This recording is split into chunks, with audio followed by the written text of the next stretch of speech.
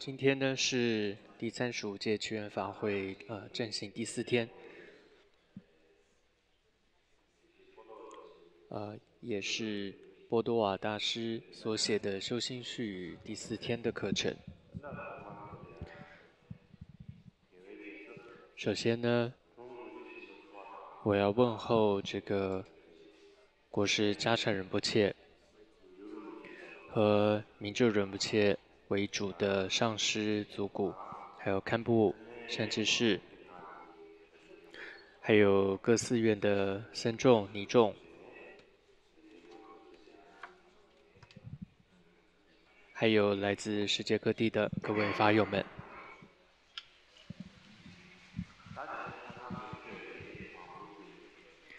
所以我们继续昨天讲到的部分往下继续讲。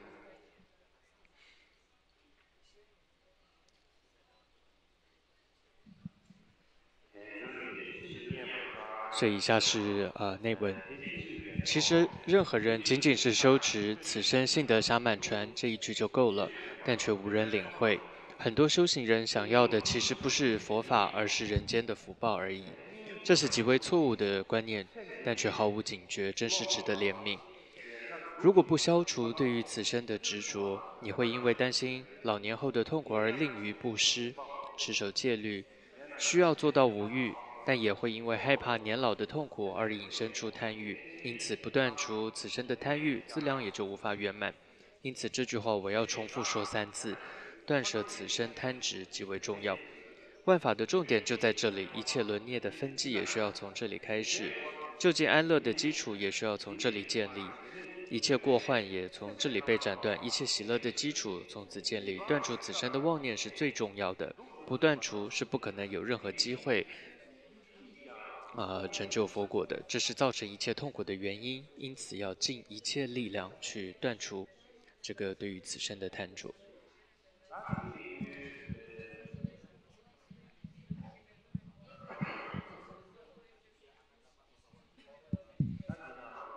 所以上面这一段主要提到的大意是什么呢？此生性德暇满传有这么一句哦，这是出自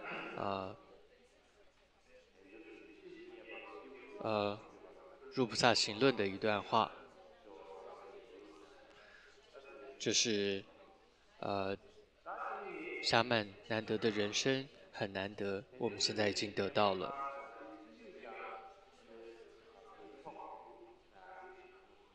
所以这里提到仅仅是这么一句得到暇满难得的人生已经得到，这一句就够的意思是，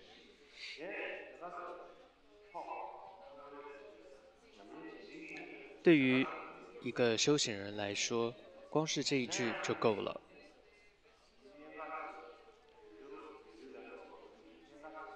但是现在很多人已经对于这句话的重要性已经不知道了。譬如说，我们有时候会给予转心四思维、四共扎行的教学的时候，里面也会提到暇满人生难得。譬如说会提到死亡无常、轮回过患，但很多人都轻视这个前行加行法，会觉得哦，那只是基础的法门哦，不是很重要。反而如果是讲大手印啊、大圆满，还比较重要。但事实上，有一句话告诉我们说，前行法比正行法更深奥。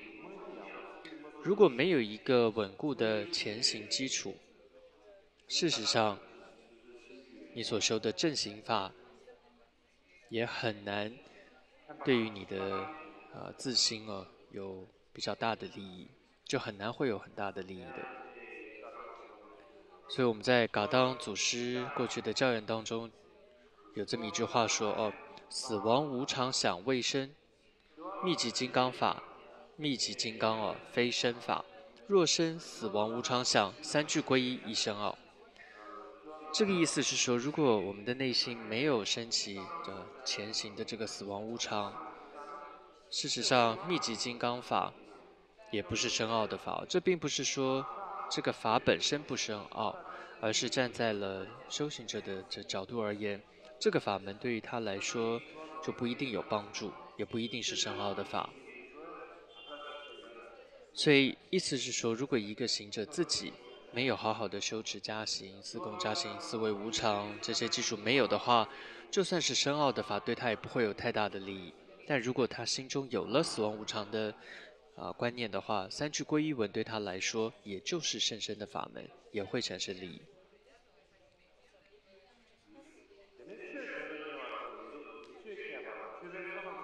这里面提到一句话说，很多人只想修人间福报，并不是真正意乐佛法。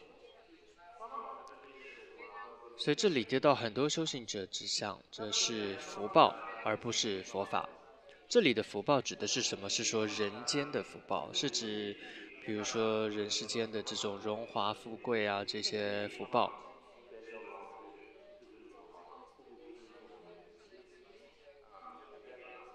所以中文来说就是福报，就是很多人只想修福报。所以这种追求人间福报的想法观念和追求佛法的这种观念是相互违背的。因为一个是追求今生，一个追求的是来世，所以是相违背的。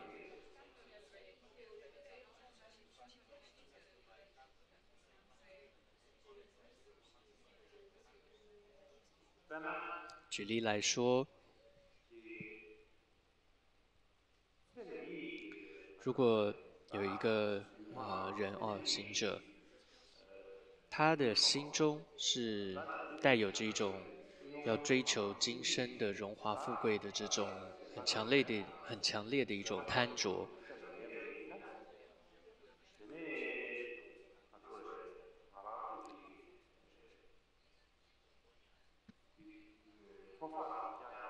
所以他也很难真正做，其实他是很难真正做到积聚资粮、进出罪障的。为什么？因为积资进账的关键是什么呢？首先，我们了解什么叫积聚资粮资粮分为两种，一种是福德资粮，一个是智慧资粮。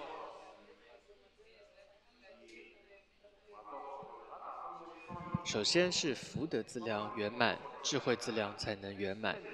那福德资粮要如何圆满呢？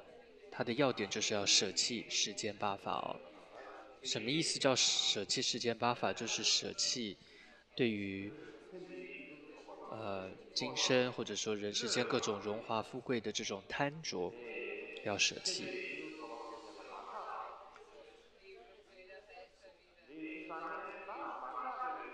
只要消除了对于这种人世间的贪着，那么这个人无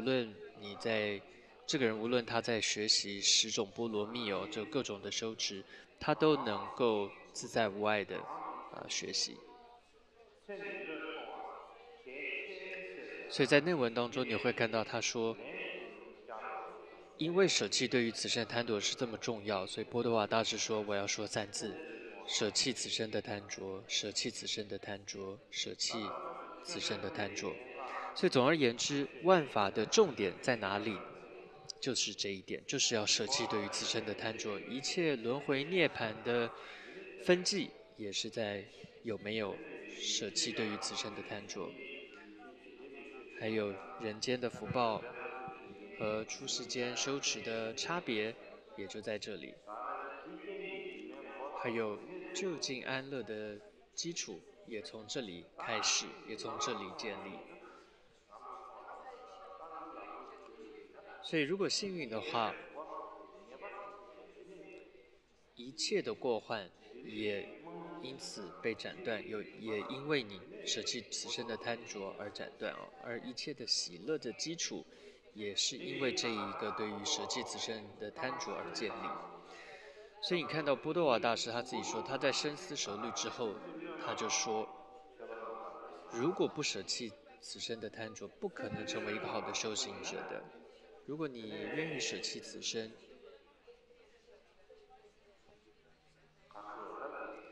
怎么说？那么你真的就会看破这个世间的各种作为比如说你对于世间的荣华富贵各种名声权势你都不会再有贪着的。因此，这样的一个舍弃了此生的人，他自然而然会升起一种对于来世的羞耻的一种欢喜心。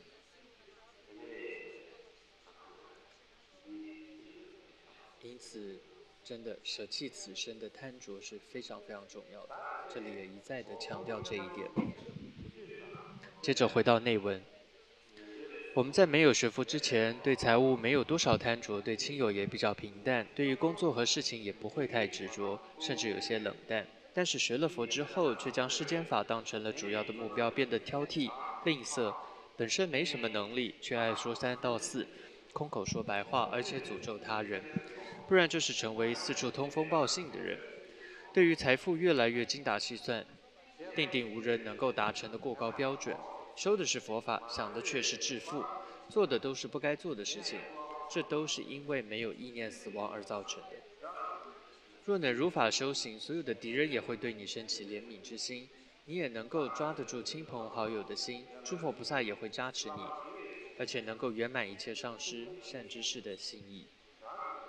自己的一切愿望都将受到本尊护法圣众的眷顾，一切心想都将圆满如意。因此，使心向法至为关键。你必须要知道如何将一切的经论都用于修此一心。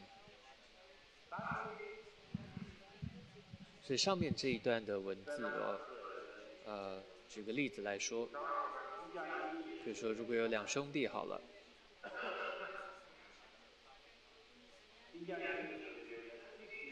比如说比如说哥哥进入了佛门哦，出家修行，那弟弟呢在家还是做着世间的工作，但结果是什么呢？是那个住在寺院里面出了家的那个哥哥，反而他特别精通各种人世间的俗物哦，他甚至到处都做着这些世间的俗事，到哪儿都看得到他。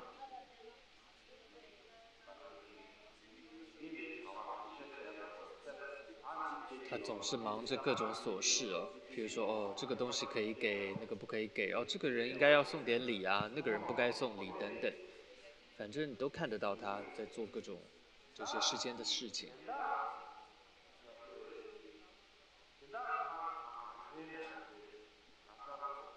他事实上可能也没什么能力哦，但是他就是喜欢说三道四哦，到处的像个信差一样哦，到处的通风报信哦。所以相较之下呢，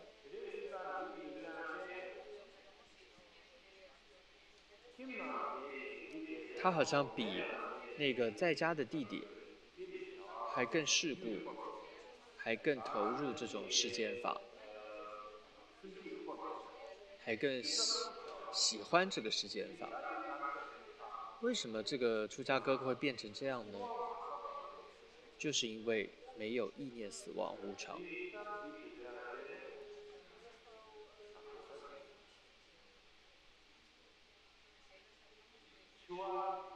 所以，如果一个人没有意念死亡，徒有这个修行者的一个样子，最后可能会变得怎么样呢？可能会变得比一个俗人还俗气。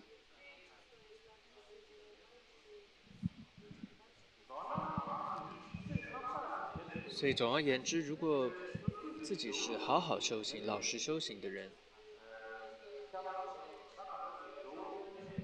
就连可能是对你这种真的是恨之入骨的一个人，他都有可能改观，他都可能会觉得，哎，你还真是一个好的修行人，是一个好人，甚至对你升起一种好感。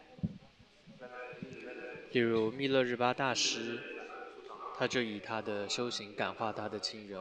譬如说，曾经他是放咒施咒杀害了那时候伤害他的伯父等等亲人。但是最后也因为他的修行，本来很不喜欢、讨厌他的那个姑姑，也被感化了，也来到尊者跟前听法、学法。所以就像内文中说，如果你好好修行，其实你的亲朋好友都会感受得到，也会被摄受、被感化的。事实上，其实你很难用世间的什么方法去满足你的亲人、朋友。真正满足他们、照顾他们最好的方法是自己好好修行。所以接着这里说，如果你好好修持，佛菩萨也会加持你的。自己的上师善知识，也会感到满意。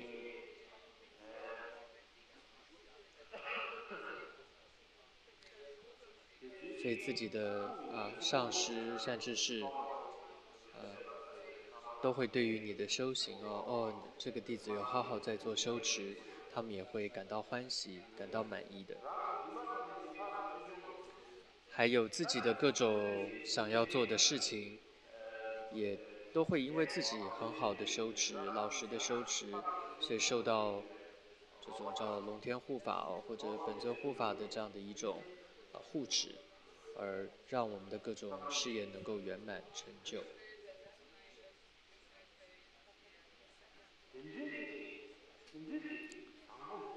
所以修行是这么的重要这么的对我们有这么大的利益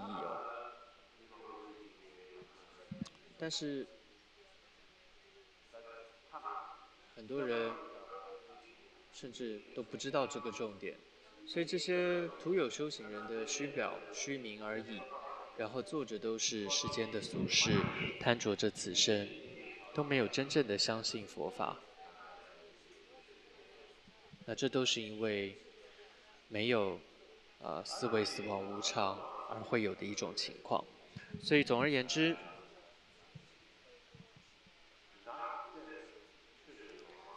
所以这里提到有一个叫始心相法就是就像冈波巴大师四法的冈波巴四法中有提到一个叫愿心相法，是当一个人升起死亡无常的这个念想的时候，或者说他舍弃了此生，心就能向法就是舍弃了此生的贪着的时候，我们会说这个人的心就转向佛法了。平时我们会讲叫三世夫的道次第首先，下士夫的这种修持人，他的标准是什么呢？是指说，他的心想的是要得到来世的人天果报，他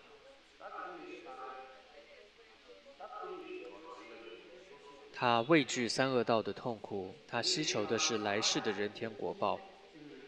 所以可以看到，下士夫他也至少是一个一心一意寄托于来世的人。所以有了这样的一个观念，他才算是修行人。到了下士夫，才真正进入到符合到所谓的修行人的意思。所以这里的关键都在讲的是什么？无论是愿心相法也好，散士夫的下士夫也好，关键都在于是不是一个修行人，内心要看他的内心是不是有远离、舍下对于此生的贪着，然后把他的心思是放在了来世。如果做到的话，他就是一个修行人。好，接着我们再回到内文当中。总而言之，就是要能够死而无憾不然当疾病产生，知道自己必死无疑时，这时候再哭喊着说我不能这样就死了。当初我应该更努力修行才是呀。我这老头，如果这次能够不死，我以后一定会老实修行的。但这个时候再这样哭喊呢，也已经太迟了。因此，这时就算升起如火一般强烈的热情，也没有任何用处了。轮回的我们具有成佛的机会，如此短暂的一生，终有完结的一天。因此，一定要放下今生，老实修行。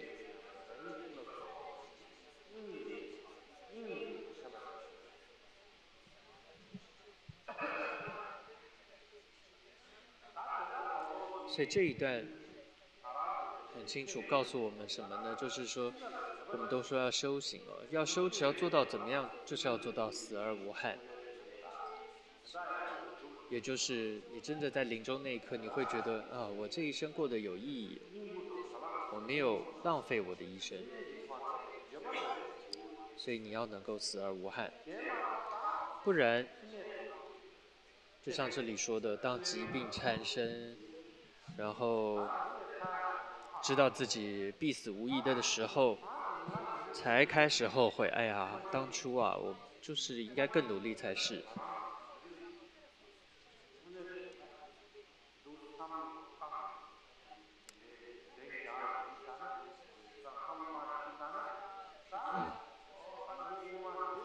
所以就是你病到不行的那个时候，你才后悔，当初我就应该好好修行。那个时候，哎呀，就是太应该好好修持。你这时候再说这样的话，都已经，这时候再后悔都已经太迟了。所以把握这个当下是很重要的。所以无论你是要修持成佛也好，或者你就只是要完成世间轮回中的任何一件事也好，你现在还有机会，就应该好好把握时间努力。尤其是，当然要好好把握修行的机会，不要浪费你的生命。呃，要让一生过得有意义，好好的修行。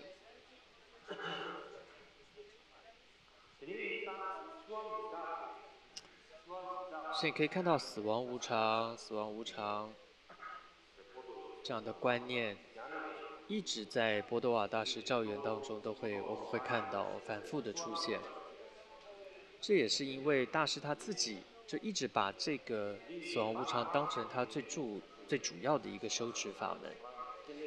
或者我们可以这样说吧，死亡无常就是波多瓦大师的专长了，他的专业就是观修死亡无常，所以他非常清楚观修了死亡无常会升起怎么样的经验，还有观修无常对他有什么样的改变，他有什么样的感受等等，所以他可以看到这些文字就是他在分享他的经验。如果我们可以仿效依照他所说的去做修持的话，我相信我们每个人都能够升起和他一样的这种感受，我们的内心都可能会有一些改变的。讲到观修无常、死亡无常，很多人有一种消极、错误的观念，会以为这种观修无常很消极，觉得就是一种活在一种啊我会死、活不久了的这种恐惧当中，所以就处在一种这种焦虑、恐惧当中。但其实死亡无常的观修并不是这样子消极的，相反的，事实上观修无常，它帮助我们更深刻的了解，我们一定会死，而且死期不定，死亡的因缘也有不同，因此，只要现在我们还有一口气在，就要把握机会，好好的努力哦。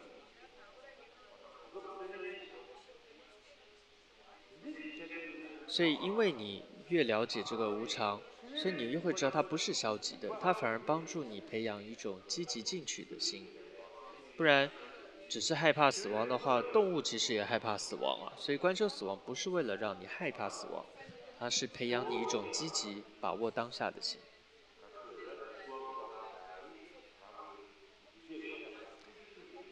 当你越了解无常，你会观察到一切有为法、万法刹那刹那都在变换着哦。我们的生命也是瞬息不停的在牵流着的。所以，你的生命，你的每分每秒、每日每月，这每一个刹那其实都是一次崭新的机会。所以，观修了无常，其实是帮助你看到，并且把握到这每一个无常的机会。这是一点。另外一个角度来说，我们也可能曾经犯了一些错误，或者做过一些悔不当初的一些事情啊。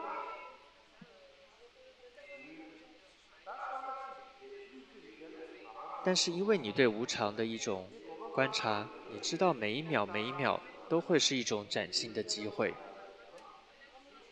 都可能重新开始，都可能是你人生重新的开始。所以观修无常给予了我们一种智慧，一种崭新的认知哦，帮助我们看清这个无常，把握每一次崭新的机会。所以我觉得观修无常，这就是观修无常会带给我们的利益哦。这个法门它本身的是很有力量的，会带给我们利益的。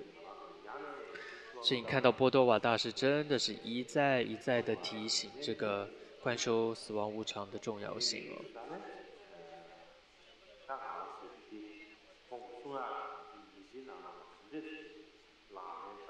所以他很清楚的告诉我们在生活中，该如何观修死亡无常。所以我觉得我们听完这次的课程，至少应该在生活中试着去做做看，试着去观修一下无常。我觉得这样啊，才对得起这个波多瓦大师，他像一个慈父一般，对我们不断的耳提面命，这些谆谆教诲哦，我觉得我们才不会不枉费了他的这样的用心哦。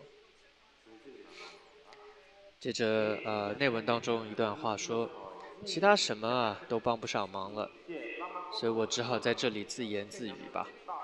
如果不是真心话，就请龙天护法惩罚我。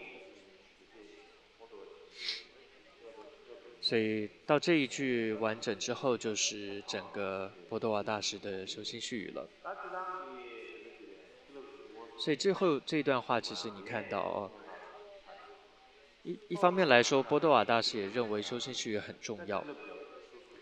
序语的意思是这个序语的意思就是自言自语哦，所以他觉得很重要，因为这部著作对他来说就是他对自己说的话，是大师他对于自己的一种向内的反省，一种鼓励和一种提醒，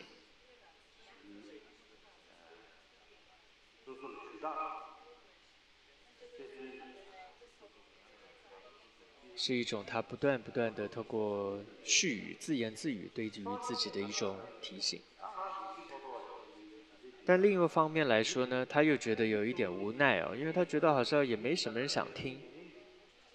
为什么呢？因为大家都在贪着着此生，没有人真的关心来生，所以他实在很无奈哦，所以他就取名为序语。所以就是哎，这其实只是自己对自己的话，因为实在，因为是他实在很无奈，实在没有人愿意好好看待死亡无常、死亡无常的这种思维哦。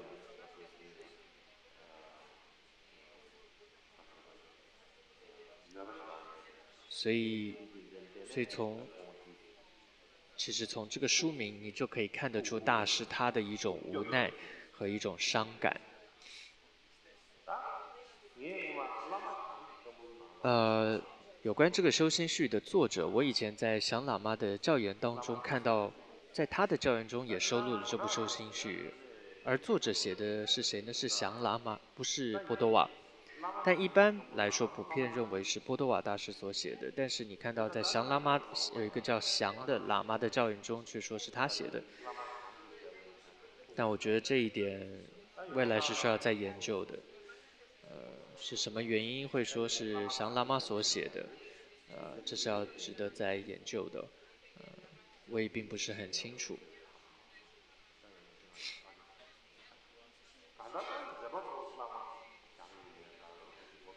虽然说这个考证研究很重要，这个作者到底是谁很重要，但是从我们修行的角度来说，其实无论这个作者是谁，一定是一位大德哦，祖师大德所说的。所谓有一句话叫“依法不依人”。有时候我们看这个内容，只要是符合佛法，它包含了佛法的精髓，而且能够直接指出一些症结点，指出我们的一些问题，给予我们对峙的这样的一些教研。所以我觉得，无论作者是谁，如果我们能够照着去做的话，去修持的话，我觉得这都是很有意义的。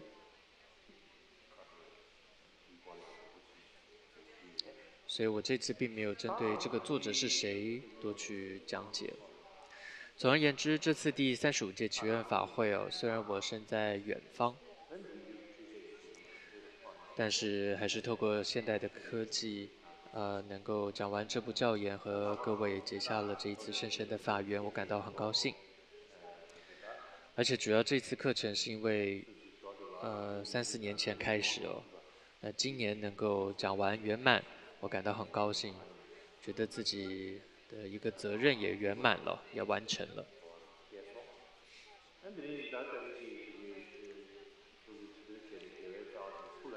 所以希望这一次透过这个课程的讲解，听闻如果有任何的福德哦，功德回向给一切众生，得到究竟的安乐。同样也祈愿释迦牟尼佛的教法能够不衰减，更加的兴盛。也回向，同时也祈愿所有各教派的持教大师，尤其是尊者能够长寿住世，心意圆满。还有我们祈愿藏传佛教这个4大教派的大师们都能够长寿住世，还有这个心意和合。尤其我们要祈愿无比达波嘎举的这个教法能够兴盛，其中由杜松前巴所创建的这个实修传承哦，噶玛冈仓的教法也能够广大弘扬，长久住世。我们的僧团能够心意和合，戒律清净。尤其为祈愿和我有缘的众生，不仅得到暂时和就近的喜乐，也因为让诸佛菩萨欢喜，而得到佛菩萨的摄受、加持，得到究竟遍知佛果。这是我的祈愿，也希望所有的僧伽大众们也一起回向发愿。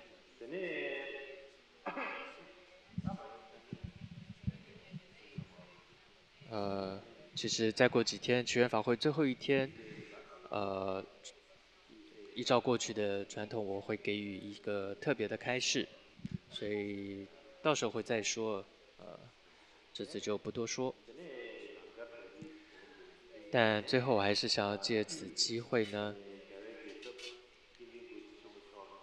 对于国师扎查仁波切再次的感谢他，因为在我们前行3天的课程当中，给予我们这么深深的了义大手印祈愿文的教学。我发自内心的再次谢谢他。也要借此机会感谢明就仁波切这3天时间当中教导大家禅修。我们所谓噶举派其实就是以实修为主的一个教派。仁波切他自己就是可以说实修最好的一个榜样。他不仅自己实修做到而且他这么多年来到世界各地给予教学，鼓励更多的人实修。所以我借此机会也要谢谢他。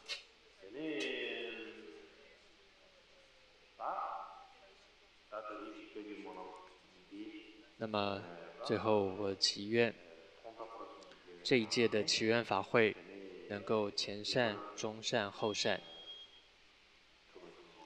一切圆满成就。谢谢大家。